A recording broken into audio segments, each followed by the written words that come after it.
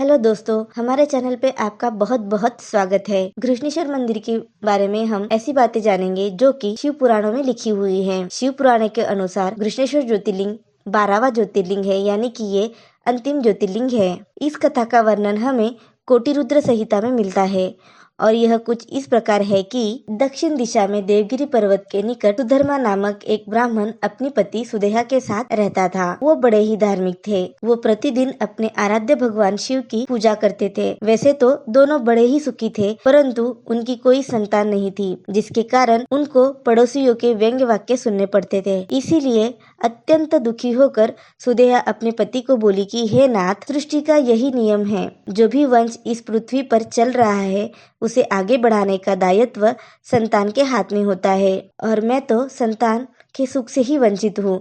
कृपा करके अपने वंश को नष्ट होने से बचाइए। आप मेरी बहन घृष्मा से विवाह कर लीजिए। सुधर्मा ने इनकार करते हुए कहा, इस विवाह से सबसे ज्यादा दुख तुम्हें ही होगा। परंतु अपने हट से सुदेहा ने घृष्मा का विवाह सुधर्मा से करवा दिया। घृष्मा अपने बड़ी बहन के कहने पर शिव के पार्थिव लिंग बनाकर विधि पूर्वक उनकी पूजा करती थी और फिर उनका विसर्जन निकट के तालाब में कर दिया करती थी। शिव की कृपा से घृष्मा को एक गुणवान पुत्र हुआ।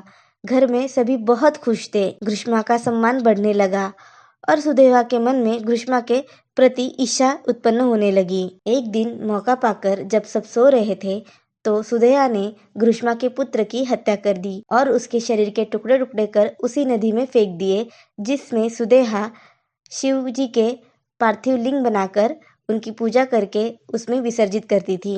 दूसरे दिन जब सब उठे तो घर में दुख का माहौल छा गया, लेकिन घृष्मा अपनी पूजा में व्यस्त थी, क्योंकि उसे अपनी भक्ति पर पूरा विश्वास था। वह उसी तरह शिवजी के पार्थिव लिंग बनाकर उनकी पूजा करके नदी में उन्होंने विसर्जित कर दिया और वह देखती है कि उसी नदी से उनका पुत्र उन्हें वापस आता हुआ दिखाई देता है। कुछ ही देर बाद उसी नदी से शिवजी प्रकट होते हैं और शिवजी ने सुदेहा ने जो किया वो सबको बताते हैं। शिवजी सुदेहा पर बहुत ही क्रोधित होते हैं और वो उसे मृत्यु दंड देना चाहते हैं, लेकिन घृष्मा शिवजी से विनती करती है कि वो उसे माफ कर दे। शिवजी इसी बात पर खुश होकर घृष्मा से कहते हैं, जो भी चाहो हमसे वरदान मांग सकती हो। घृष्मा कहती है कि आप लोगों के कल्याण के लिए यहीं पर बस जाएं। और फिर शिवजी ने घृष्मा को वरदान देते हुए कहा कि मैं यहाँ पर घृष्णेश्वर के नाम से जाना जाऊंगा। माना जाता है कि कैलाश टेम्पल के दर्शन करने के बाद अगर घृष्णेश्वर के दर्शन नहीं किए तो इच्छाएं पूरी नहीं होती। तो जो भी